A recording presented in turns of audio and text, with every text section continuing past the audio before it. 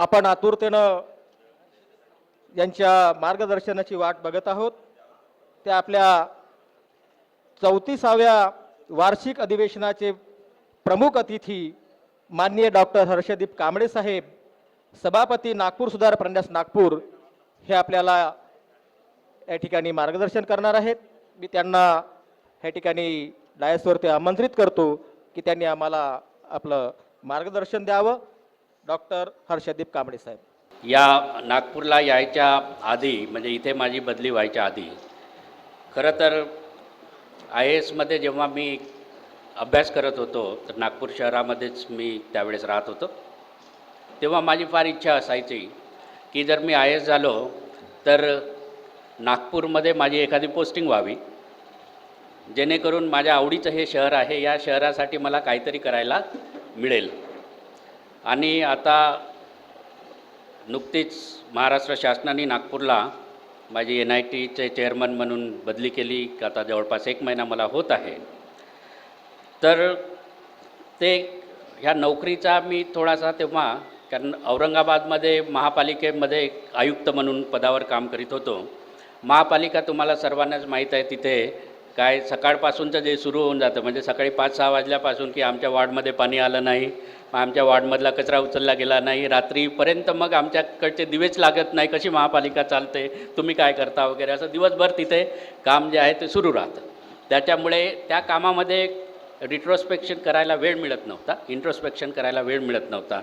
नागपूरला बदली झाल्यानंतर मात्र ते तिथले जे 104 नगरसेवक होते तेवढे इथे नाहीत, त्यामुळे थोडासा विचार करायलाही मोकळा वेळ मिळतो।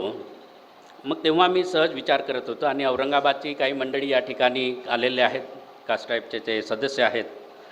तर औरंगाबादमध्ये असताना मी सांगायचो की औरंगाबाद हे शहर जे आहे, ह्या शहरामध्ये डॉक्टर बाबासाहेब आंबेडकरांनी जे केलेलं काम आहे, शिक्षणाच्या बद्दलचं जे केलेलं काम आहे, जे एज्युकेशनल इन्स्टिट्यूट त्या ठिकाणी त्या माणसाने एवढी मोठी विजन ठेवून केलेलं काम आहे, त्यामुळे मी म्हणायचो की बाबासाहेबांची ही औरंगाबाद जी आहे की त्या अर्थाने कर्मभूमी मानायला हरकत नाही। आणि मी त्यांना सांगायचो की मी नागपूरचा राहणार, आता मागच्या 15 वर्षापासून मी नागपूरमध्ये सेटल झालेलो आहे, पुढे सुद्धा इथेच राहणार आहे, आत्ताच सांगून देतो। तर नागपूरला बाबासाहेबांनी इथे सर्वात मोठं म्हणजे आपल्यासाठी जो धम्म दिला, धम्माची दीक्षा दिली, ती दीक्षाभूमी या ठिकाणी आहे। तर मी तिथे बोलताना नेहमी उल्लेख करायचो की मी नागपूरचा आणि औरंगाबादमध्ये मला काम करायची संधी मिळते, ती माझ्यासाठी खूपच महत्त्वाची आहे। आणि इथे औरंगाबादचे जसं मी सांगितलं की काही लोक आहेतच। तर सर्वात आधी काम जे कुठलं केलं मी, त्या ठिकाणी गेल्यानंतर मिलिंद महाविद्यालयाला त्या ठिकाणी मी भेट दिली आणि तो परिसर जो आहे त्यावेळेस जवळपास 250 एकर जमीन, 250 ते 250 एकर जमीन बाबासाहेबांनी त्यावेळेस घेऊन ठेवलेली होती आणि तिथे असणारे रस्ते वगैरे फार खराब होते। आता कॉर्पोरेशनमध्ये थोडेफार तुम्हाला पॉवर्स असतात, त्यामुळे सर्वात आधी इथे आता त्याला साक्षीदार लोक पण आहेत, सर्वात आधी 4 कोटी रुपये लावून मिलिंद वनाचा परिसर जो आहे तिथले सर्व रस्ते जे आहेत ते आपण चकाचक करून दिले। औरंगाबादमधले सर्वात सुंदर रस्ते त्या परिसरामध्ये झालेत। त्यानंतर पण आता फक्त कमिशनर म्हटल्यानंतर एकाच ठिकाणचं नाही, तर शहरासाठी सुद्धा 60 कोटीचे रस्ते महापालिकेची आर्थिक स्थिती ठीक नसताना सुद्धा आपण केलेत। पण ज्या बाबासाहेबांनी जे म्हटलं होतं, मला ते नेहमीच आठवत राहतं की मोक्याच्या जागा ज्या आहेत त्याच्यावर आपण जायला पाहिजे, म्हणजे त्याची किंमत तेव्हा बाबासाहेबांना किती समजली होती हे लक्षात येतं। या नोकरीमध्ये आता जवळपास मला 17 वर्ष झालेले आहेत आणि ह्या 17 वर्षाच्या कालावधीमध्ये मी पाहत आहे की अशा महत्त्वाच्या जागांवर आपण गेलो तर काय काय करू शकतो। समाज कल्याण मंत्र्याचे सचिव म्हणून काम करीत, खाजगी सचिव म्हणून दिल्लीमध्ये काम करीत असतानाही खूप चांगली संधी मला त्या ठिकाणी मिळाली।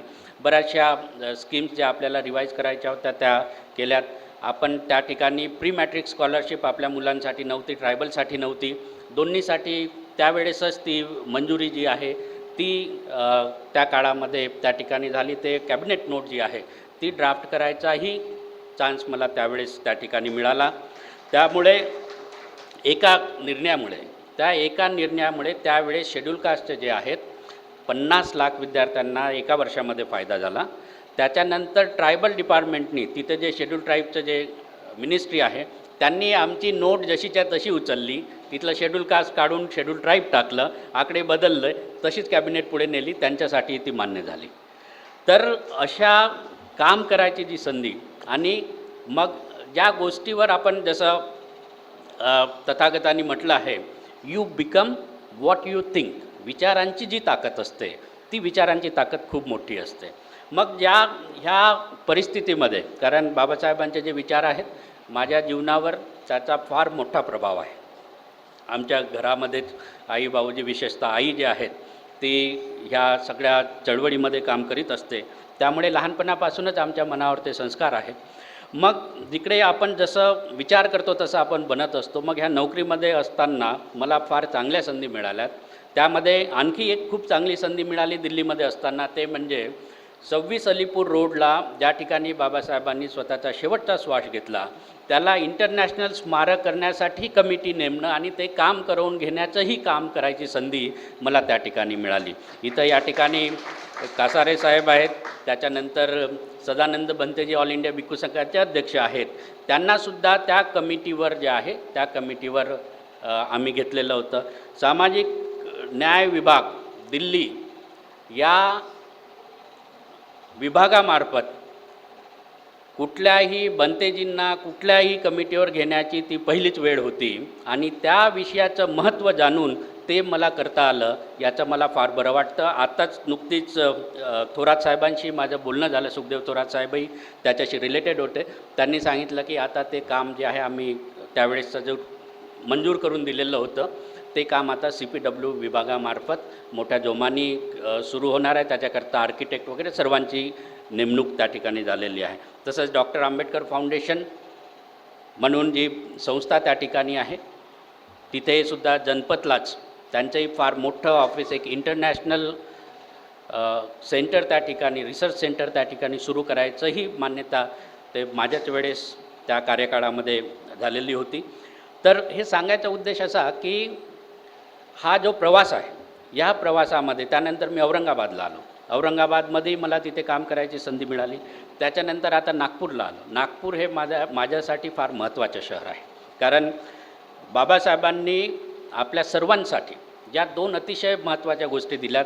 कृष्णा इंगळे साहेबांनी सांगितलं की 1 मे 1936ला बाबासाहेबांनी ज्या महत्त्वाच्या 5 गोष्टी सांगितल्या त्याच्यामध्ये एक खूप महत्त्वाची गोष्ट आणि जीवनभर बाबासाहेबांनी त्याच्यावर खूप स्ट्रेस दिलेला होता, ती म्हणजे शिक्षणाचं महत्त्व. आणि मला आठवतं की एक रेफरन्ससुद्धा आहे, अशाच एका सभेमध्ये बाबासाहेब जेव्हा गावामध्ये सभा घेत होते तेव्हा ते बोलले होते की आपण आपल्या मुलांना खूप चांगलं शिक्षण आहे ते द्यायलाच पाहिजे. तर त्याच्यावरच ते बोलत होते, तर एक मावशी उभी राहिली त्याच्यामधून आणि तिने बाबासाहेबांना विचारलं की बाबासाहेब, आमच्याकडे 2 वेळेसचं खायला नाही, 2 वेळेसचं आमच्याकडे खायला नाही, तर आमच्या मुलांच्या शिक्षणासाठी आम्ही पैसा कुठून खर्च करायचा.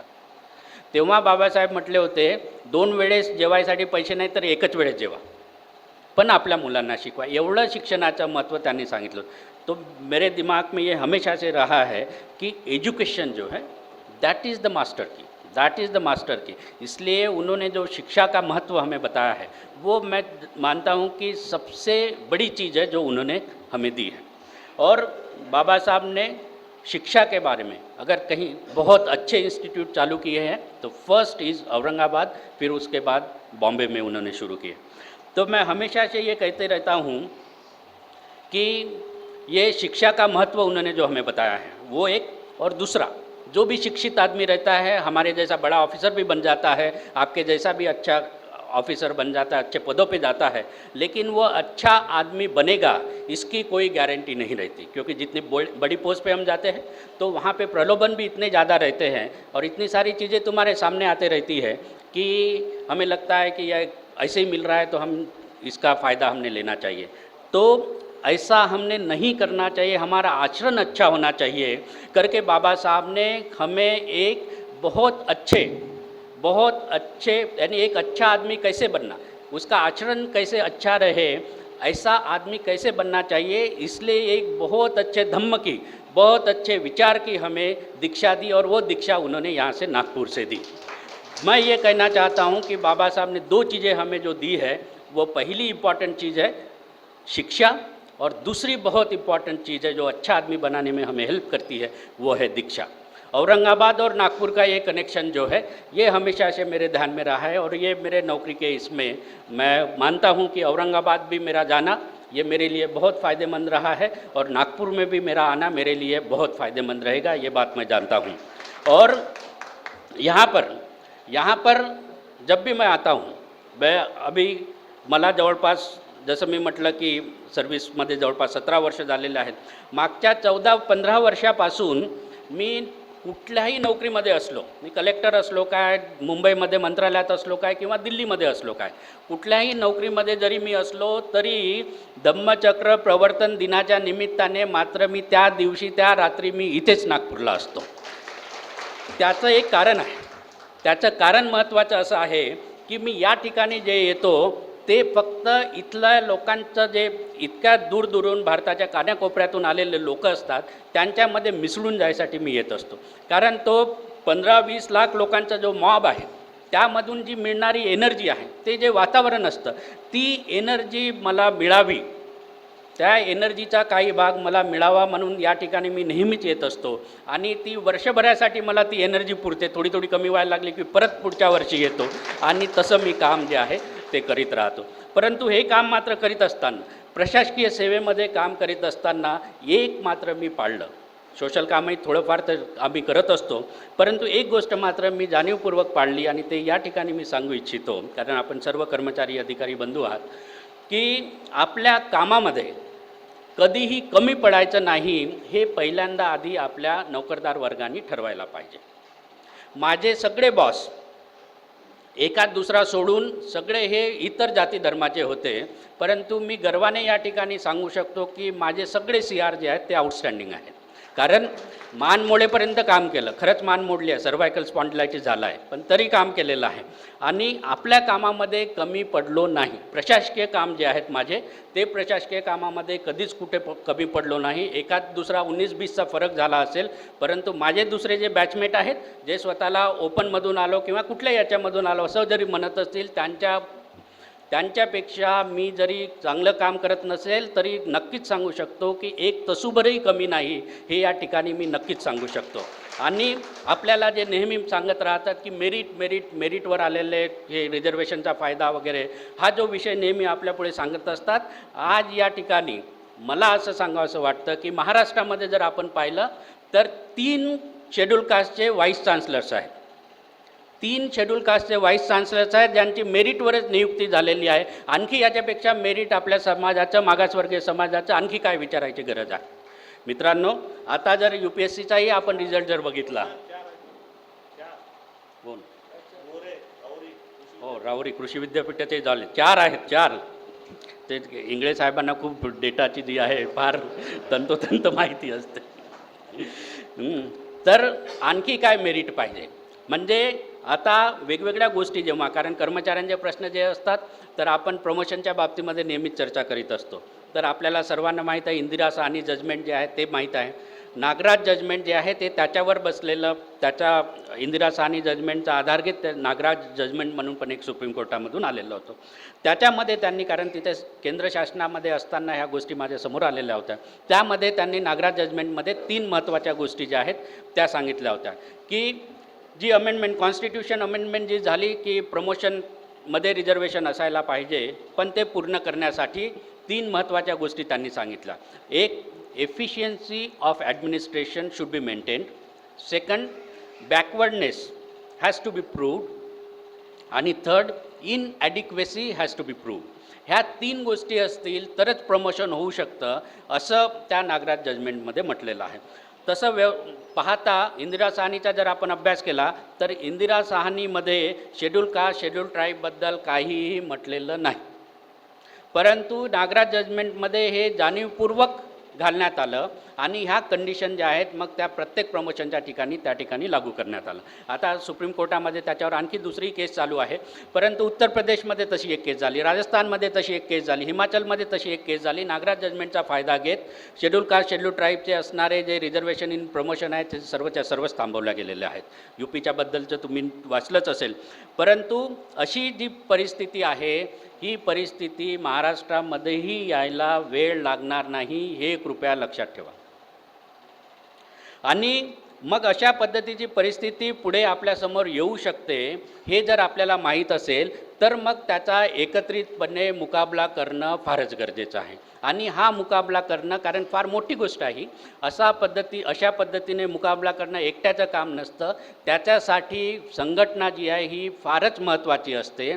आणि म्हणून अशा पद्धतीचे कास्ट्राईबसारखी सर्वात मोठी कर्मचाऱ्यांची असणारी संघटना अशा पद्धतीचे मोठे मोठे काम घेऊ शकते ह्या मताचा मी आहे.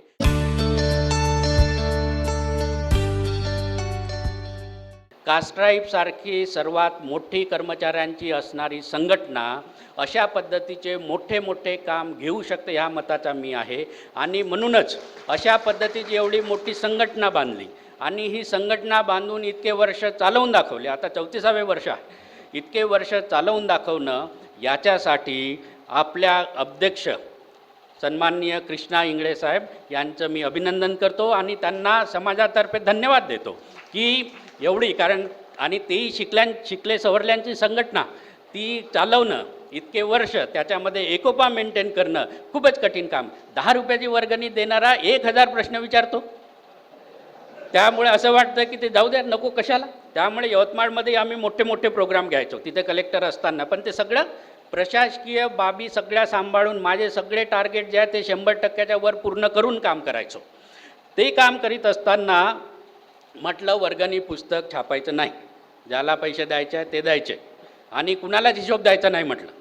आता इंगळे साहेब जरा फार जसं मी म्हटलं डेटा वगैरे त्यांच्याकडे मेंटेन असतं, नेहमी सांगत असतात की आपण पार्शियल राहून हे ट्रान्सपरंट आपण राहायला पाहिजे. त्या ठिकाणी मी सांगितलं की हे फालतूचे प्रश्न विचारणारे लोक मला नको आहेत, जेवढे काही पैसे कमी पडतील ते मी स्वतःच उभारून देईन म्हणून. आणि ते कार्यक्रम आता सलग 10 वर्ष झालेत त्या ठिकाणी चालू आहेत. परंतु त्याच्यामध्ये जी संघटनात्मक कौशल्य आहे त्याचा अभाव मला थोडासा यावेळेस दिसला, कारण मध्ये मी 4-5 वर्ष जरा बाहेरच होतो त्यामुळे तिथे जाऊ शकलो नाही. परंतु यावर्षी मात्र गेल्यानंतर तिथे आपण महात्मा फुले, डॉक्टर बाबासाहेब आंबेडकर यांच्या संयुक्त जयंतीचा कार्यक्रम जो आहे तो आपण त्या ठिकाणी राबवतो. मी असताना ती सुरुवात केलेली होती 11 एप्रिल ते 14 एप्रिल, परंतु तो चालतो मात्र 7 दिवस. इंगळे साहेबही त्या ठिकाणी आलेले होते, त्यांच्याही तिथे विशेष सन्मान आपण त्यांचा त्या ठिकाणी पुरस्कार देऊन त्यांच्या त्या ठिकाणी केलेला होता. तर त्या ठिकाणी तो कार्यक्रम चालतो आणि त्याचं वैशिष्ट्य असं आहे की सगळे समाजाचे लोक जे आहेत त्या ठिकाणी उपस्थित राहतात. त्याच्यानंतर मी गेल्यानंतर त्या ठिकाणी आणखी एक दुसरा स्मृतिपर्व नावाचा एक खूप चांगला कार्यक्रम सुरू झाला. ते मी तुम्हाला त्याचं महत्त्वाचं आहे म्हणून सांगत आहे या ठिकाणी. तर हा स्मृतिपर्व कार्यक्रम 28 नोव्हेंबरला सुरू होतो, म्हणजे महात्मा फुलेंच्या स्मृतिदिनी 6 डिसेंबरपर्यंत चालतो. आता ह्या 9 दिवसामध्ये चालणारे जे कार्यक्रम असतात प्रत्येक दिवसाचं नियोजन जे आहे त्या ठिकाणी केलेलं असतं. स्टेज जो आहे तो स्टेज आपला असतो, महात्मा फुले बाबासाहेबांचं मोठं छायाचित्र त्या ठिकाणी असते, बाकीचे महापुरुषांचं पण असतं त्या ठिकाणी. आणि प्रत्येक दिवस जो आहे हा प्रत्येक जातीला, जी एक मेजर जात असेल त्या जातींसाठी दिलेला आहे. म्हणजे एका दिवशी माडी समाजाचे करतात, दुसऱ्या दिवशी आदिवासी समाजाचे करतात, तिसऱ्या दिवशी विजयंतीचे करतात, चौथ्या दिवशी OBC समाजाचे करतात, 5व्या दिवशी मुस्लिम समाजाचे येऊन करतात, 6व्या दिवशी महिलांसाठी सेपरेट दिवस असतो, 7वा दिवस शेड्यूल कास्टच्या लोकांसाठी असतो, 8वा दिवस आणखी असं वेगवेगळ्या दिवसात त्याचं सगळं नियोजन त्या जातीचे लोक त्या समूहाचे लोक करत असतात. मला वाटतं की असं चांगलं उदाहरण जे आहे याचा उल्लेख जाणीवपूर्वक यासाठी करतो आहे की इंगळे साहेबांनी जे सांगितलं की बाबासाहेबांनी म्हटलं होतं की स्वतःच्या पोटामध्ये जातीभेद ठेवू नका, ते जे सांगितलं त्याचीच एक प्रक्रिया म्हणून तो कार्यक्रम त्या ठिकाणी सगळ्या लोकांना जवळ घेऊन सगळ्या लोकांना बोलून समजावून सांगून अशा पद्धतीने सुंदर कार्यक्रम जो आहे तो त्या ठिकाणी होतो.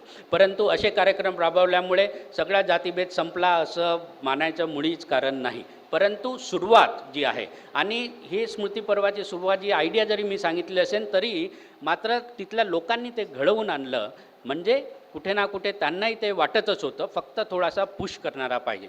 आता इंगळे साहेबांनी त्यांच्या भाषणामध्ये तुम्हाला भरपूर पुश दिलेलं आहे, भरपूर ते बोललेले आहेत.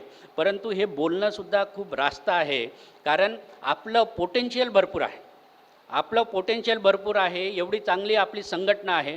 त्यामुळे ह्या माध्यमातून ह्या पोटेन्शियलमधून आपण बरंच काही घडवून आणू शकतो. परंतु आपल्या वेळेचं जे नियोजन आहे हे मात्र कुठे ना कुठेतरी चुकत असतं. वेळेचं नियोजन चुकतं, आपल्या पैशाचं नियोजन चुकतं, आपल्याकडे असणारे जे रिसोर्सेस आहेत त्याचं नियोजन चुकतं. कारण एक गोष्ट आणखी एक महत्त्वाचं लक्षात ठेवा, तुम्हाला भूक लागेपर्यंत बोलणार आहे.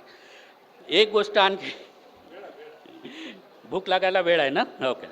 एक गोष्ट आणखी महत्त्वाचं लक्षात ठेवा की कुठलाही माणूस समाजाची जर सेवा करायची असेल किंवा समाजाचं थोडंसं काम करायचं असेल तर 3 गोष्टी अतिशय महत्त्वाच्या त्याच्यासाठी लागतात असं माझं मत आहे. म्हणजे हे पण मी ऐकलं आहे आणि अनुभवलंही आहे. त्या 3 महत्त्वाच्या गोष्टी म्हणजे आपण 3 प्रकारे मदत करू शकतो. एक, आपण वेळ देऊ शकतो, समाजासाठी एक वेळ देऊ शकतो. दुसरं महत्त्वाचं म्हणजे आपली जी बौद्धिक क्षमता आहे त्या बौद्धिक क्षमता, ती आपली जी बुद्धी आहे त्या बुद्धीचा आपण वापर जो आहे हा समाजासाठी करू शकतो. टॅलेंट आपल्याकडे जे आहे ते. आणि तिसरी महत्त्वाची गोष्ट रिसोर्स, म्हणजे दुसरे आणखी रिसोर्स जो आपल्याकडे आहे पैसे. कारण आपण आता नोकरीवर लागलेलो, त्याच्यामुळे उद्या आपल्याला जेवण मिळेल की नाही याची काळजी नसतेच. तर हा पैसा जो आहे ह्या पैशाद्वारे आपण आपल्या समाजाची मदत आपण करू शकतो. म्हणजे 3 महत्त्वाच्या गोष्टी, टाईम, टॅलेंट आणि ट्रिझर, ह्या 3 प्रकारे आपण समाजाची सेवा करू शकतो किंवा समाजाला मदत करू शकतो. मग आपण सर्वात जो महत्त्वाचा याच्याकरता आहे तो प्लॅनिंगचा भाग जो आहे, हे प्लॅनिंगचं, कारण आपण शासकीय सेवेमध्ये असताना आमच्यासारखे जे वरिष्ठ स्तरावरचेही जे लोक आहेत हे आपण एक अतिशय महत्त्वाची गोष्ट आपल्याकडे असते ती म्हणजे इन्फॉर्मेशन. आपल्याकडे इन्फॉर्मेशन सगळ्या गोष्टींची असते. कायदे कानून आपल्याला माहीत असतात, वेगवेगळे सर्क्युलर कुठले येतात ते आपल्याला माहीत असतात. आणि तुम्हाला जर माहीत होत नसेल तर मला माहीत आहे की कास्ट्राईबच्या मार्फत ह्या सगळ्या सर्क्युलर्सचं चांगलं संकलन केलं जातं, ते सुद्धा तुम्हाला पुरवलं जातं. ही माहिती आपल्याकडे असतं. मग ही माहिती असताना त्या माहितीचा उपयोग जो आहे तो कशा पद्धतीने करायचा, चांगलं प्लॅनिंग जे आहे ते समाजासाठी आपण कशा पद्धतीने करू शकू, टॅलेंट आपल्यामध्ये जे आहे त्याचा वापर आपण कशा पद्धतीने करू शकू, याचा विचार जो आहे तो आपण नक्कीच करायला पाहिजे. दुसरं महत्त्वाचं म्हणजे टॅलेंटबद्दल सांगितलं. दुसरं महत्त्वाचं जे आहे ते म्हणजे ट्रेझर, म्हणजे पैसे आपल्याकडे असणारे. आता हा एक मात्र महत्त्वाचा घटक आहे. कुठलीही चळवळ जी आहे ही काही ना काही त्याला आर्थिक आधार असल्याशिवाय चालत नाही. आता या ठिकाणी जसं सांगण्यात आलं की आपल्याला एक मोठा हॉल जो आहे, एक इच्छा प्रकट केल्या गेली की कास्ट्राईब संस्थेचा सुद्धा, महासंघाचा सुद्धा या ठिकाणी मोठा हॉल असायला पाहिजे, जेणेकरून असे कार्यक्रम घेता येतील, प्रशिक्षण शिबिरं त्या ठिकाणी घेता येतील. मला वाटतं खूपच चांगली आयडिया आहे, खूप सुंदर विचार आहेत त्या. आणि ह्या विचारांना लगेच आजपासूनच तातडीने जे मार्पकवार यांनी सांगितलं, वाघमारे साहेबांनी सांगितलं, मी आता बोलता बोलता म्हणत होतो की त्यांना जो एका प्लॉट त्यांना दान म्हणून मिळालेला आहे, पोलिसांना लवकर दान देतात, तर इंगळे साहेबांना म्हटलं जरा त्यांच्याकडे परत विचारून बघा. कारण NIT जे आहे, NIT संस्थेचं प्लॉट वाटप जे आहे हे फार वादामध्ये पडलेलं आहे. हायकोर्टामध्येही त्याच्या केसेस चालू आहेत. परंतु असो, तो भाग वेगळा. कोण आपल्याला मदत करतं की नाही हे त्याच्याकडे जास्त लक्ष न देता आपण स्वतःच मदत स्वतःची करू शकतो, एवढे आपण सशक्त झालेलो आहोत. परंतु ती आयडिया खूप चांगली आहे की असं एक परमनंट स्ट्रक्चर जे आहे ते उभं या ठिकाणी नागपूरमध्ये नक्कीच राहायला पाहिजे. माझ्याकडून जेवढं काही शक्य होईल तेवढी मदत तर मी करणारच आहे. परंतु या ठिकाणी या चांगल्या दिवसाच्या पूर्वसंध्येवर आपल्यासाठी सर्वात जो महत्त्वाचा दिवस आहे धम्मचक्र प्रवर्तन दिनाच्या निमित्ताने या ठिकाणी माझ्या पगारातले 25,000 रुपये या हॉलसाठी मी या ठिकाणी जाहीर करीत आहे. मित्रांनो, मला काय जास्त खर्च लागत नाही, मी दारू पित नाही, मी काही मला शौक असलेच नाहीत. माझा पगार भरपूर आहे आणि तो बराचसा उरत राहतो. या ठिकाणी अशी चांगली संकल्पना जी मांडल्या गेली, तर तोही एक विचार करूनच, म्हणजे आपल्यामध्ये असणारं जे टॅलेंट आहे त्याच्यावर, आणि मग हे रिसोर्सेस पैसे जे म्हटलं, आता वर्गणीचेही आपण जे पैसे आहेत ते पैसे देण्यास थोडीशी टाळाटाळ आपण करत राहतो. परंतु मला असं वाटतं की आता मोबाईलचं जो आहे, मोबाईलचं प्रमाण फार वाढलेलं आहे आणि आपल्या सर्वांकडेच असतात.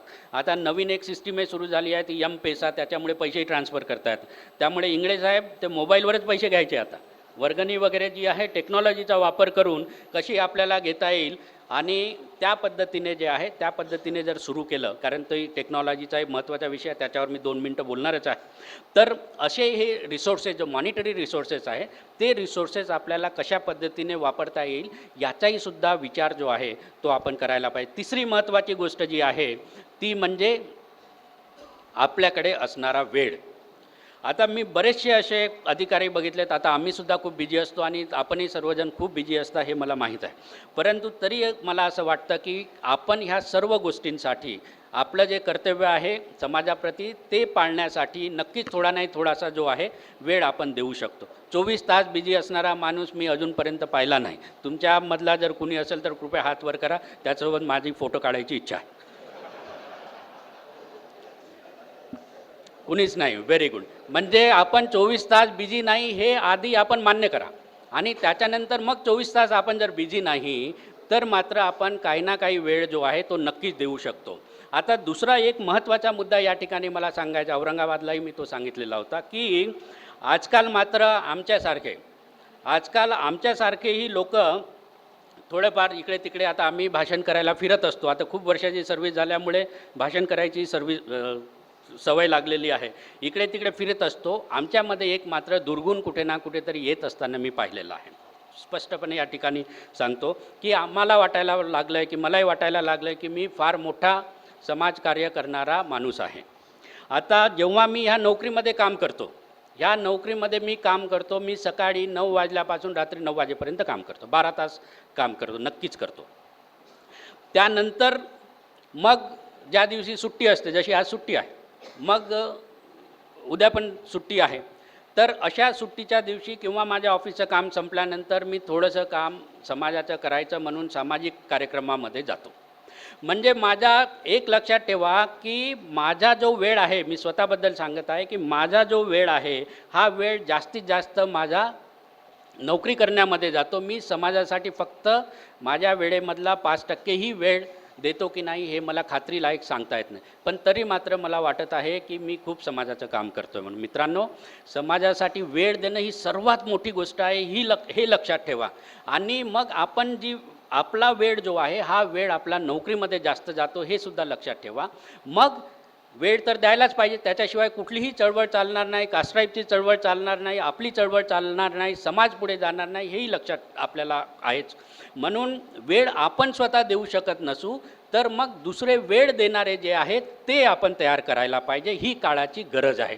आणि म्हणूनच या ठिकाणी जसं आपलं सर्व सोडून ज्यांनी आपलं उदाहरण दिलं की भावाचं लग्न आहे हे सुद्धा माहीत नसलेला माणूस आज या ठिकाणी ह्या नोकरीच्या सेवेवर तो लाथ मारून समाजासाठी म्हणून, आपल्या सर्वांसाठी म्हणून, कर्मचाऱ्यांसाठी म्हणून, अधिकाऱ्यांसाठी, मग ते IAS असोत, IPS असोत की कारकून असो, त्याच्यासाठी संपूर्ण आयुष्य वेचणारा असा एक माणूस आपल्याला लाभलेला आहे कृष्णा इंगळे यांच्या स्वरूपामध्ये.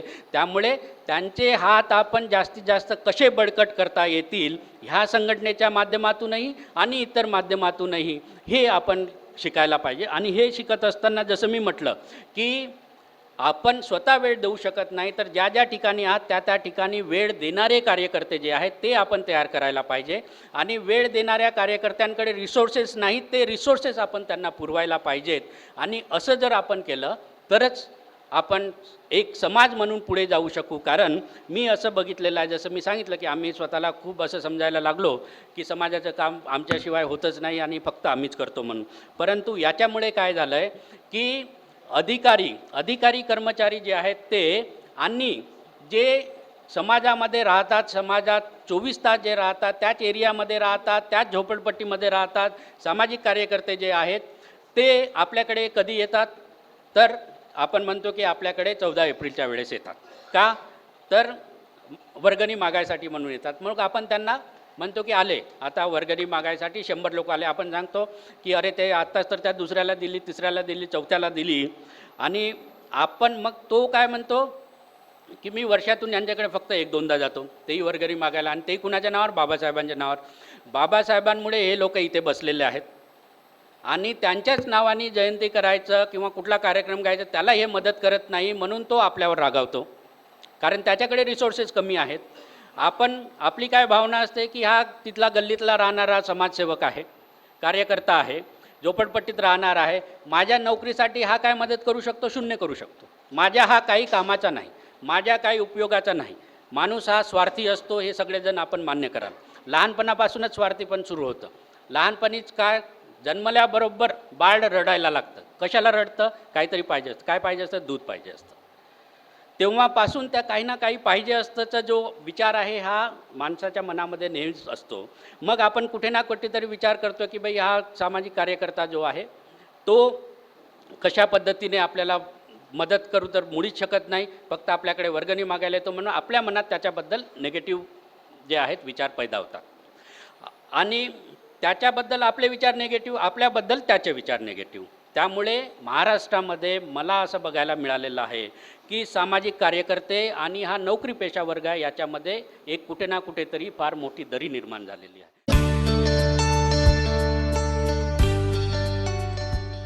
महाराष्ट्रामध्ये मला असं बघायला मिळालेलं आहे की सामाजिक कार्यकर्ते आणि हा नोकरीपेशा वर्ग आहे याच्यामध्ये एक कुठे ना कुठेतरी फार मोठी दरी निर्माण झालेली आहे.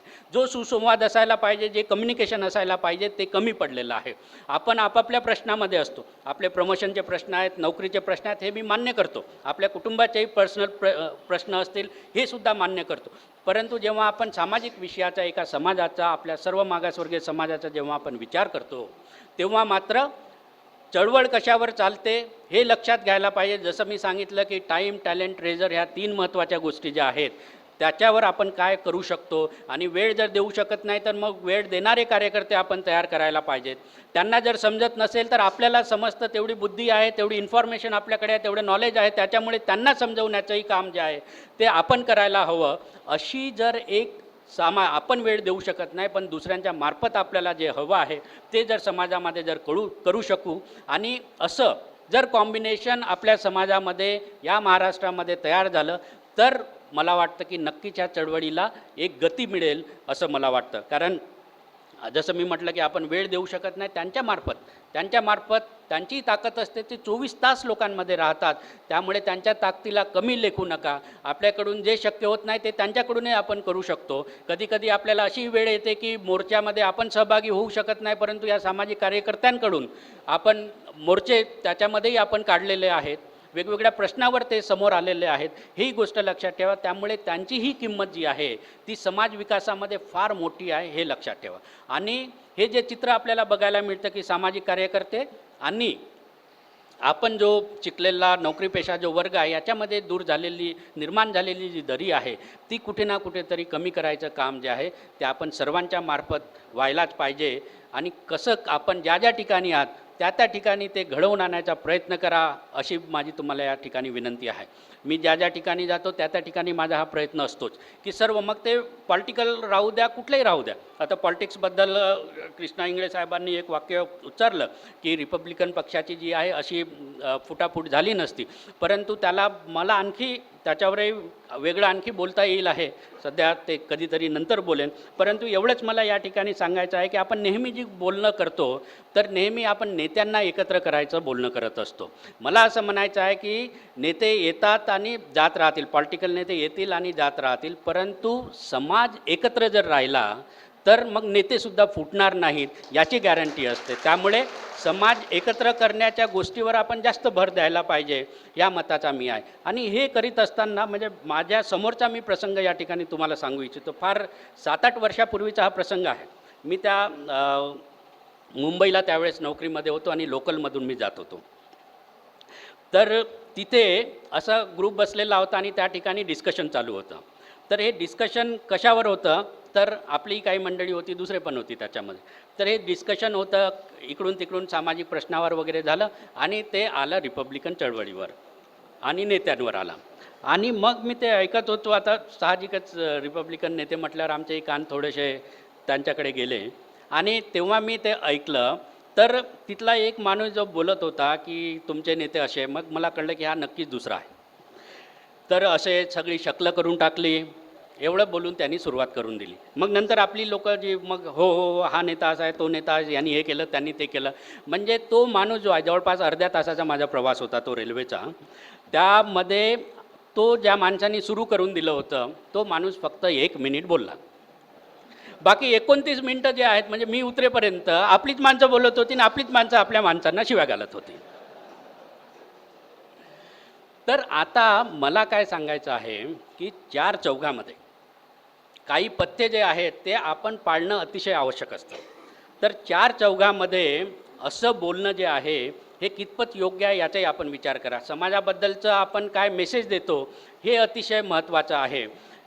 मला असं वाटतं की आपल्यामध्ये जर काही शिवा घालायच्या असतील, जसं आता आपण एका संघटनेचे सर्व लोक या ठिकाणी आहोत, सगळा रूम पॅक आहे.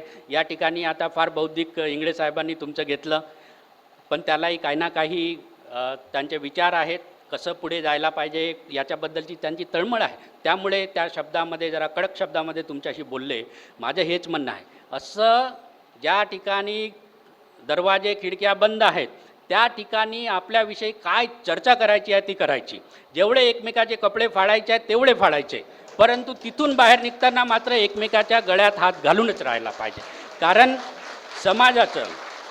समाजाचं प्रोजेक्शन आपण कसं करतो हे अतिशय महत्त्वाचं आहे. आणि बोलता बोलता उल्लेख जो बाबासाहेबांनी एकदा सहजपणे करून गेले होते की जो शिकला सवरलेला वर्ग आहे याच्यापासून त्यांना काय अभिप्रेत आहे, ते तर त्यांनी सांगितलंच आहे की आपला 20वा हिस्सा वगैरे आपल्याला द्यायचा आहे. पण आणखी एक अतिशय महत्त्वाची गोष्ट त्यांनी सांगितली होती, म्हणजे त्याचा रेफरन्स वगैरे कुठे लागत नाही, परंतु बोलता बोलता ते बोलून गेले होते की समाजाचं प्रोटेक्शन आणि समाजाचं प्रोजेक्शन कशा पद्धतीने करायला पाहिजे याचीही जबाबदारी शिकल्या सवरल्या समाजावर आहे, हे त्यांनी सांगितलेलं होतं.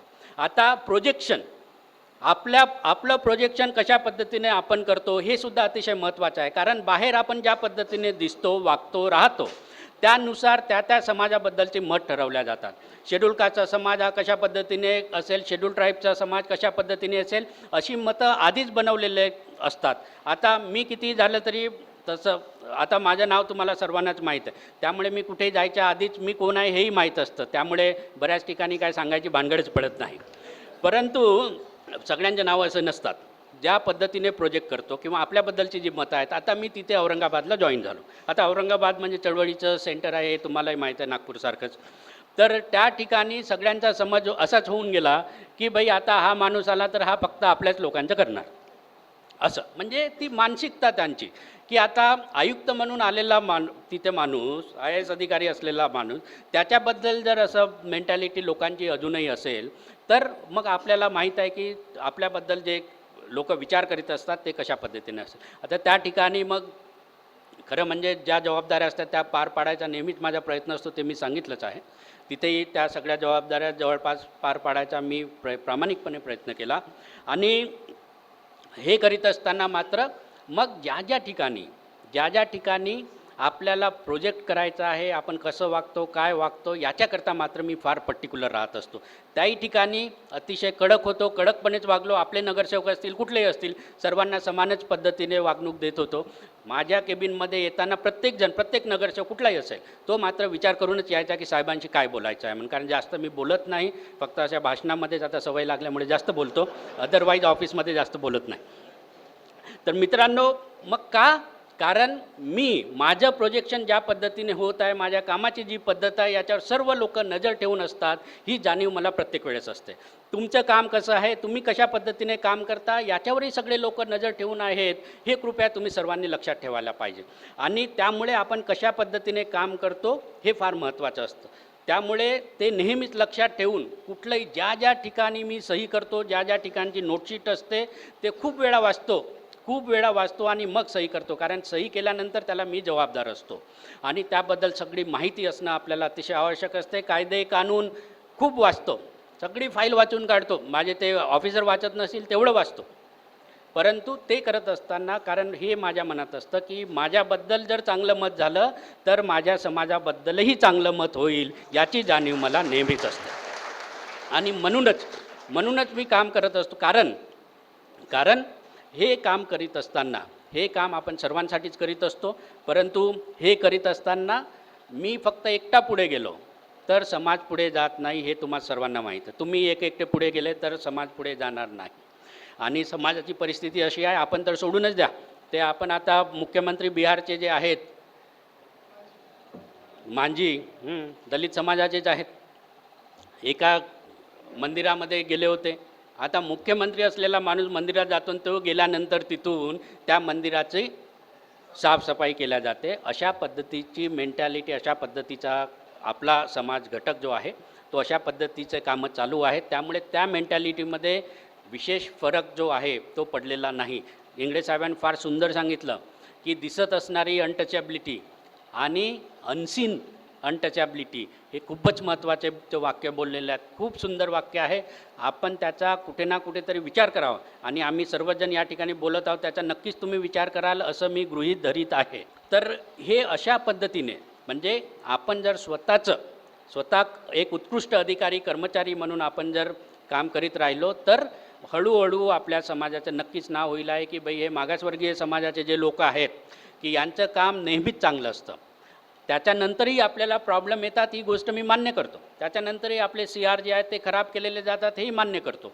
मी हे सुद्धा मान्य करतो की आपलं प्रमोशन आता पुढच्या वर्षी जवळ असतं, नेमकं त्याच्या आधीच आपली DE सुरू होते, हे सुद्धा मी मान्य करतो. परंतु ह्या सगळ्या ॲडव्हर्स गोष्टी जरी असल्या तरी आपली नाळ आपल्या समाजाशी निगडीत आहे, जुळलेली आहे, ही लक्षात ठेवूनच आपण काम करायचं. आपलं प्रोजेक्शन कसं चांगलं राहील याच्याकरताही आपण मेहनत करायची. आणि हे करीत असताना आणखी एक लक्षात ठेवा, जसं मी म्हटलं की जे काही कपडे फाडायच्या, शिव्या द्यायच्या एका बंद रूममध्ये द्यायचं. बाहेर पडल्यानंतर मात्र आपण स्वतःचे प्रोजेक्शन चांगलं ठेवायचं. आपल्यासोबत काम करणारे जे मागासवर्गीय कर्मचारी अधिकारी जे आहेत त्यांचंही प्रोजेक्शन कसं चांगलं राहील हेच बघायचं. आपला अधिकारी आहे परंतु आपल्या माणसाची मदत करीत नाही असा शब्द हॉलच्या बाहेर नाही वापरायचा, तो हॉलच्या आतमध्ये वापरायचा, हे कृपया लक्षात ठेवा. आणि बाहेर मात्र सांगायचं की नाही चांगला अधिकारी आहे, म्हणजे बाहेरच्या माणसासमोर जो आहे त्याचं प्रोजेक्शन जे आहे ते चांगलंच राहील याची काळजी घ्या. कारण आपण एकानी नाही, एका माणसाने समाज बनत नसतो, तो समूह घटक आहे. ह्या सगळ्या समूहांनी समाज बनत असतो. त्यामुळे आपल्याबद्दलचं असणारं मत जे आहे जर ते दुसऱ्याचं परिवर्तन करायचं असेल तर सगळे लोक हे चांगले काम करतात. आपण सर्व मागासवर्गीय घटक जे आहोत ते जीव तोडून काम करीत असतो, हे आपल्याला कुठे ना कुठेतरी पटवून द्यावं लागतं. कारण त्यांच्या बाबतीमध्ये तर काही गरजच नाही, कारण ते मेरिटोरियस आहेत असंच समजलं जातं. परंतु आपल्याला मात्र ते पटवून द्यावं लागतं, म्हणून आपण डबल काम करण्याचं गरजेचं आहे. मग अशा पद्धतीने प्रोजेक्शन झाल्यानंतर मात्र दुसरा महत्त्वाचा आणखी जो विषय येतो तो म्हणजे प्रोटेक्शन. आपली जी जबाबदारी आहे, जसं मी सांगितलं की आपल्या अधिकाऱ्यांचे प्रोजेक्शन, कर्मचाऱ्यांचं आपले कलिग्स आहेत त्यांचं प्रोजेक्शन कशा पद्धतीने करायचं, तसंच प्रोटेक्शनही कशा पद्धतीने करायचं ते सुद्धा अतिशय महत्त्वाचं आहे. मग हे प्रोटेक्शन करीत असताना मग आपण असेही आता बरेचसे, इनफॅक्ट इंगळे साहेबच मला एक उदाहरण सांगत होते. मी छगन भुजबळ साहेबांकडे काही दिवस PWD विभागामध्ये ते डेप्टी CM असताना त्या ठिकाणी होतो, तेव्हाही आमच्या भेटी व्हायच्या. तर ते म्हणायचे की हे बघा म्हणे, ह्या एक्झिक्युटिव्ह इंजिनियरची केस आहे म्हणे, हा आपलाच माणूस, त्याचा CR लिहिणारा सुप्रिटेंडेंट इंजिनियर जो आहे म्हणे तो आपलाच माणूस, आणि त्यांनी खराब केल्यामुळे ह्या एक्झिक्युटिव्ह इंजिनियर आता सुप्रिटेंडेंट इंजिनियर होऊ शकत नाही. तर अशा पद्धतीचं काम जे आहे, अशा पद्धतीचंही काम आपल्याकडून व्हायला नको असं मी म्हणतो. कारण जेव्हा आपण CR लिहितो तर वर्षभर तो आपल्या अंडरमध्ये असतो, त्याच्यामुळे आपण त्याचा CR लिहितो. मग जर वर्षभरामध्ये आपल्या जर लक्षात येत असेल की त्याच्या हातून काय चूक होत आहे, तर ते चूक दुरुस्त करण्याचं काम कुठलं आहे, जो सिनियर आहे त्याचं ते काम आहे. त्यांनी त्याच्या लक्षात आणून द्यायचं आणि अशा पद्धतीने काम कर, अशा सूचना द्यायच्या, त्याच्यामध्ये बदल घडवून आणायचं. काय बोलायचं आहे ते बोलायचं, किती रागवायचं आहे ते रागवायचं, परंतु त्याच्यामध्ये सुधारणा घडवून आणण्याचंही काम जे आहे हे वरिष्ठ कर्मचाऱ्याचं, वरिष्ठ अधिकाऱ्याचं काम आहे. त्याच्यामुळे मग कारण ते पुढचं आयुष्य जे आहे त्याही माणसाकडून पुढचं आयुष्य, त्याचं पुढचं करिअर जे आहे हे खराब होऊ नये याचीही काळजी जी आहे ती आपण घ्यायला पाहिजे. याचा अर्थ असा नाही की मी कुणी जर चुकीचं करत असेल तर त्याचं समर्थन करत आहे असं मुळीच नाही. मी आधीच म्हटलं की आपण अतिशय चांगलं काम करायला पाहिजे, जास्त चांगलं काम करायला पाहिजे, परंतु प्रोटेक्शन करणं अतिशय गरजेचं आहे. कारण जसं मी म्हटलं की आपल्यापुढे अनेक समस्या आहेत, खूप साऱ्या समस्या आहेत. मग त्या कुटुंबाच्या समस्या असतील, आणखी दुसऱ्या कुठल्या समस्या असतील, त्या समस्यामधून तोंड काढत आपण पुढे गेलेलो आहे. त्यामुळे आपल्याकडून आपल्या माणसाचं नुकसान होईल असं कृपया काहीही करू नका. त्यांना प्रोटेक्ट करा, त्यांना जागृत करा, त्यांना शिकवा, त्यांना मदत करा आणि चांगलं बनण्यासाठी त्यांना नेहमीच मदत करा असं या ठिकाणी मी सांगू इच्छितो. मित्रांनो, आणि इथे बोलता बोलता जो या ठिकाणी उल्लेख आलेला आहे, आता प्रोटेक्शन आणि प्रोजेक्शन ह्या दोन महत्त्वाच्या गोष्टी आहेत, ह्या तुम्हाला बोलता बोलता या ठिकाणी सांगता आल्या. परंतु हे आता सगळं जे काम आहे ते करीत असताना वेगवेगळ्या ठिकाणी आपल्याला खूप साऱ्या लढाया लढाव्या लागतात आणि मग आपल्या संघटनेमार्फत आपण लढत असतो. समाजाची लढाई आपण रस्त्यावर येऊन लढत असतो. लोकशाही मार्गाने कधी पॉसिबल झालं नाही तर काही लोक आपले ठोकशाही मार्गाचाही अवलंब करीत असतात. परंतु जो उद्देश आहे तो उद्देश मात्र आपल्यावर होणारा अन्याय अत्याचार जो आहे त्याच्या विरुद्ध लढाई संघर्ष करायचा हा त्याचा उद्देश असतो. आणि संघर्ष एकट्या दुकट्याने होत नाही, आपण मिळून मिसळून जर आलो तर ती ताकद असते. कारण आता आम्ही मोठ्या मोठ्या पदावर जातो, एकटा दुकटा माणूस जर कुठली तक्रार घेऊन आला तर आम्ही काही जास्त एंटरटेन करत नाही. तेच मात्र 100 लोकांचा मोर्चा जर निघाला, 200 लोकांचा मोर्चा निघाला तर मात्र आम्ही पटकन त्याच्याकडे लक्ष देतो, कारण ती ताकद असते, ती ताकद दिसते त्याच्यामध्ये. ह्या संघटनेची ताकद जी आहे ती तुमच्या एकत्रित राहण्यामध्ये आपण दरवर्षी, आता 34वे वार्षिक अधिवेशन,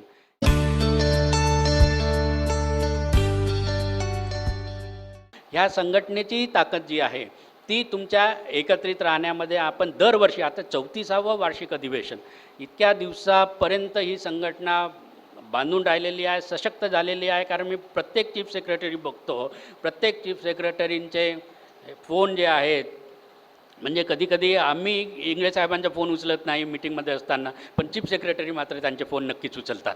तर एवढी ताकद त्यांनी निर्माण केलेली आहे. या ताकदीचा फायदा आपण कशा पद्धतीने करून घ्यायचा हे आपण कृपया लक्षात ठेवा. आम्ही सर्वजण त्यांच्यासोबत आहोत. ज्या ठिकाणी जसं मी म्हटलं की शक्य होईल तिथे मदत करायचा आम्ही प्रयत्न करणार आहोत. परंतु कुणी काय काम करायचं हे सुद्धा अतिशय महत्त्वाचं असतं समाजासाठी.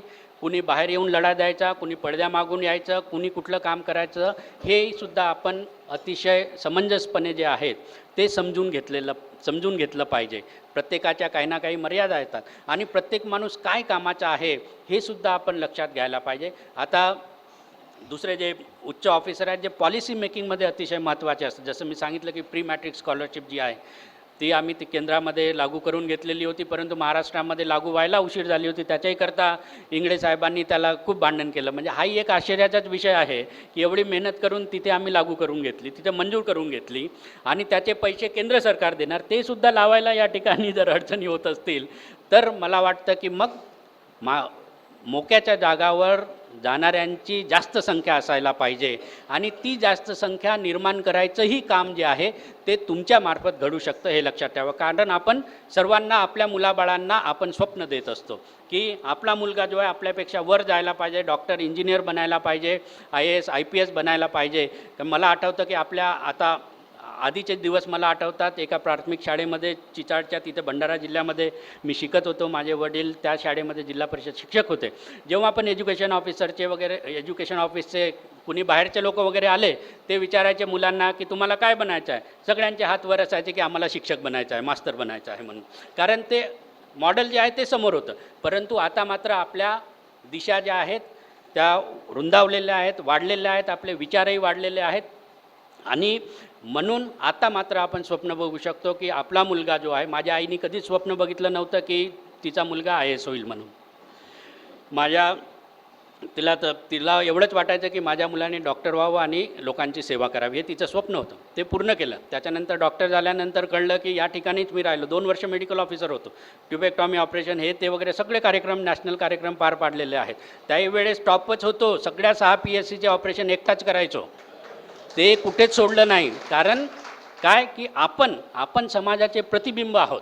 ते नेहमीच लक्षात ठेवायला पाहिजे. ज्या पण समाजामध्ये आपण जन्मलो आहोत त्याचं आपण प्रतिबिंब आहोत हे लक्षात ठेवायचं आणि त्या पद्धतीनेच काम जे आहे ते नेहमी आपण करायला पाहिजे. आणि हे करीत असताना जसं प्लॅनिंगचंही म्हटलं, थोडासा 1 मिनटं त्याच्यावर बोलतो की प्लॅनिंगही करत असताना काही महत्त्वाच्या गोष्टी आपण लक्षात ठेवायला पाहिजे. जो जनरल टाईपचा फंड असतो, जनरल पॉलिसी ज्या बनल्या जातात त्याच्यामध्येही मग मागासवर्गीय समाजाला, घटकाला कसं प्राधान्य मिळेल त्याचंही कुठं ना कुठं नियोजन करायला पाहिजे. आता महापालिकेच्या ज्या शाळा असतात आपल्याला त्याची परिस्थिती माहीत आहे आणि त्यामध्ये शिकत असणारे हे मॅक्झिमम मागासवर्गीय कुटुंबातले गरीब लोक त्या ठिकाणी असतात. मग औरंगाबादमध्ये असताना एक पॉलिसी त्यामध्ये आम्ही अशी बनवली की सावित्रीमाई गुणवत्ता शिक्षण पुरस्कार योजना म्हणून मीच जाहीर केली कमिशनर असल्यामुळे. आणि तिथे काही लोकांचा अपोज होता. त्यांना म्हटलं की तुम्ही रायटिंगमध्ये मला अपोज तुमचा लिहून द्या, मग मी बघतो तुमचं काम काय करायचं. तर कुणीच दिलं नाही. परंतु ती योजना अशी आहे की 10वीमध्ये कॉर्पोरेशनच्या शाळेमधील मुलाला 90% वर मिळालं तर 1 लाख रुपये कॉर्पोरेशन त्याला बक्षीस देणार. त्याच्यानंतर जर 85% मिळाले 85% मिळाले तर 75,000 रुपये देणार. 80% मिळाले तर 50,000 रुपये देणार. असं क्रमाने ते बक्षीस. आणि खूप लक्ष दिलं. 49 नवीन शिक्षकाची त्या ठिकाणी नियुक्ती केली. 53% जो 10वीचा निकाल होता एका वर्षामध्ये 80% गेला. आणि 16 लाख रुपये त्या ठिकाणी आम्ही पारितोषिक म्हणून वाटले. तर त्या 16 लाख रुपयामधले जवळपास 10 लाख रुपये जे आहेत हे मागासवर्गीय मुलांनाच गेलेत. पॉलिसी तयार करीत असताना कुठल्या पॉलिसीचा कसा फायदा होईल, जनरल पॉलिसीजमध्येही आपल्याला कशा पद्धतीने आणता येईल हे सुद्धा विचार करून थोडंसं लक्षात घ्या. उदाहरण म्हणूनच तुम्हाला ते औरंगाबादचं मी उदाहरण सांगितलं. परंतु असं कुठे ना कुठेतरी ते आपल्या डोक्याच्या मागं असायलाच पाहिजे. परंतु अशा पद्धतीने विचार करायची जी पद्धत आहे ती सुद्धा आपण बदलायला पाहिजे. मी तुम्हाला ते ट्रेनचं उदाहरण दिलं. का उदाहरण दिलं तर लोक आपल्यामध्ये कुठला विचार पसरवतात हे सुद्धा आपण पडताळून बघायला पाहिजे. मग ते एक विचार आपल्या डोक्यात टाकून जातात आणि त्याच्यावर आपण डिस्कशन करत बसतो. असाच आणखी एक सुंदर विचार त्यांनी आपल्या डोक्यामध्ये एक टाकलेला आहे. त्याचंच उदाहरण देऊन मी संपवणार आहे. तो म्हणजे क्रिमिलेअर.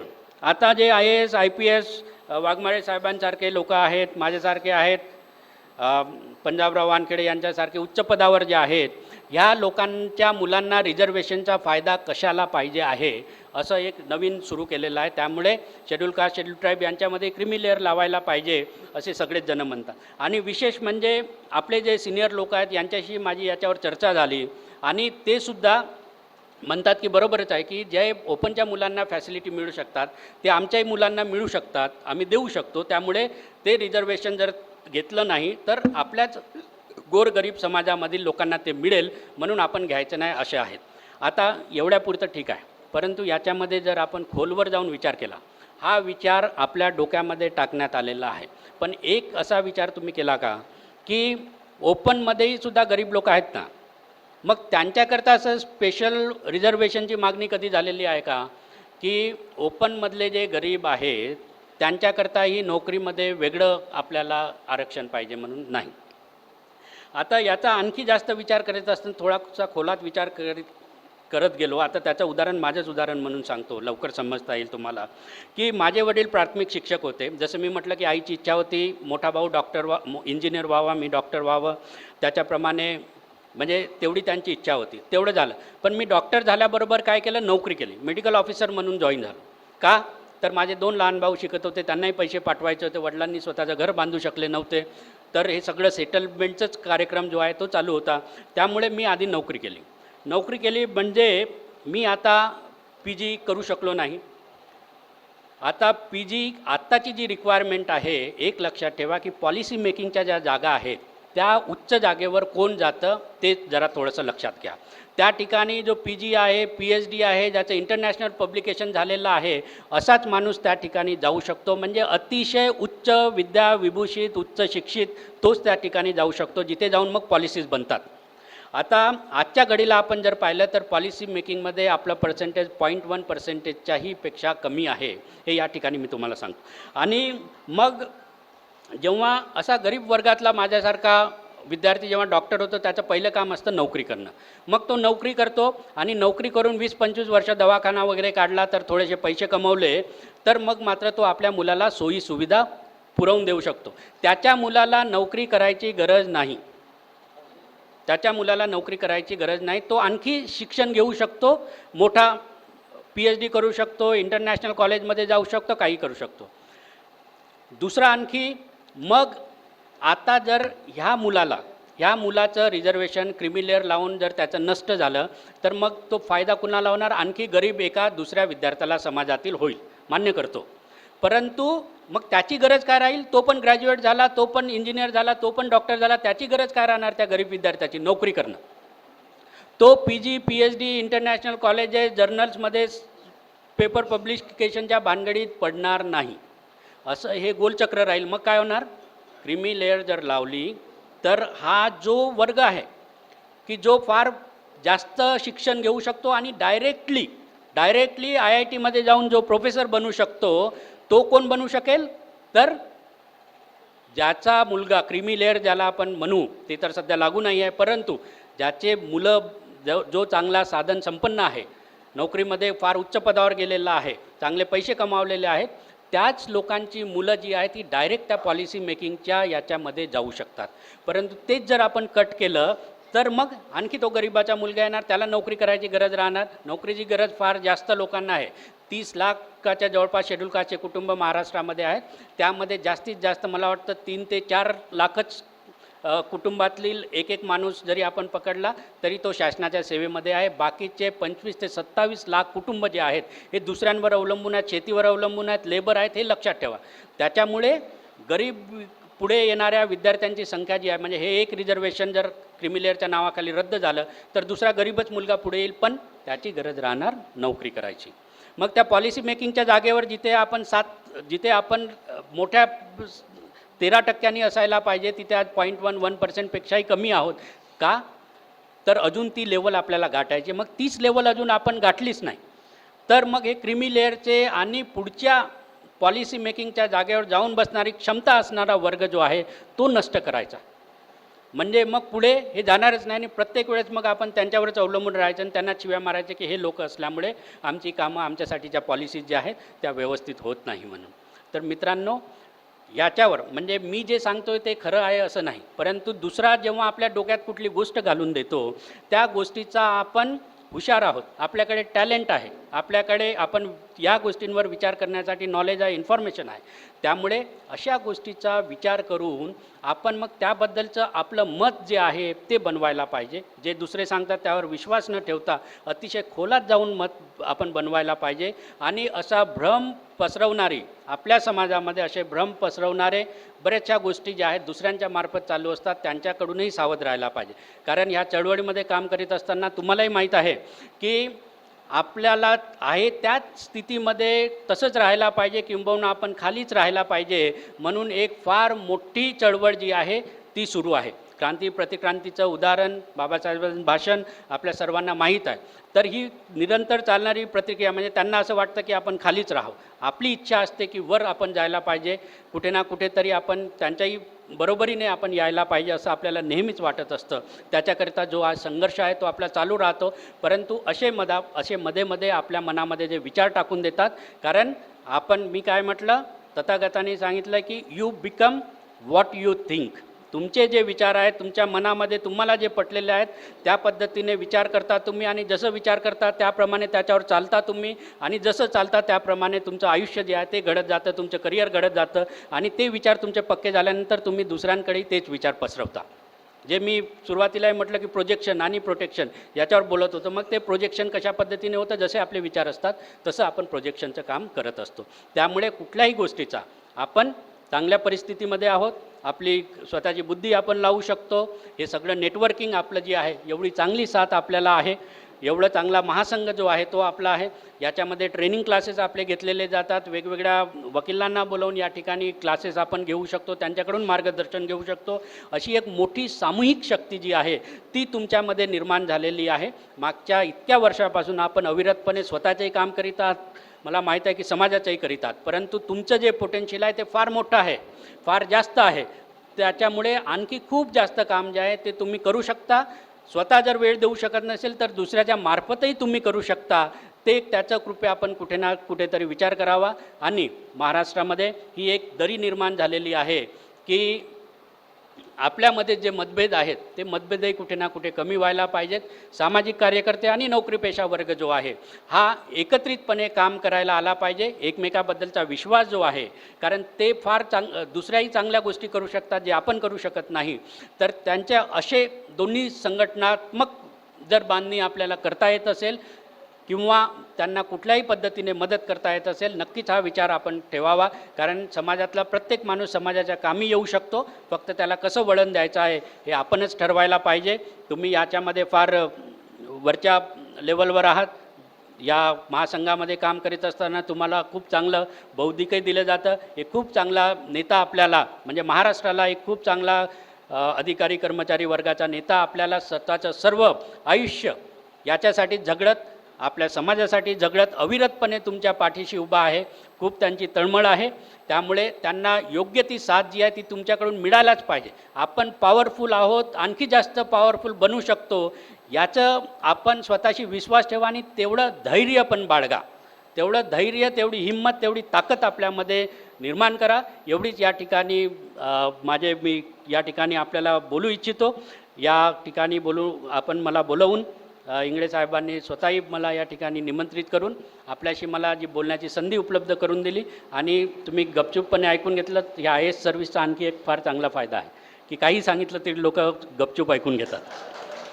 ते आपण ऐकून घेतल्यामुळे मी आपल्या सर्वांचा ऋणी आहे. आपल्याला मी खरोखरच त्याबद्दल मी धन्यवादसुद्धा देऊ इच्छितो.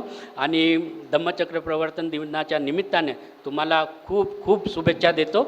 मी सांगितलेले 2 शब्दही जर कुठे आचरणात आपल्याला आणता आले किंवा माझ्यासाठी जर तुम्हाला वाटलं की काही काम जे आहे ते करू शकतो, एक मोठ्या स्कॉलरशिप फंडची महाराष्ट्रामध्ये आम्ही नुकतीच आता सुरुवातही करणार आहोत. त्याच्याबद्दल मी इंगळे साहेबांशीही चर्चा करणार आहोत.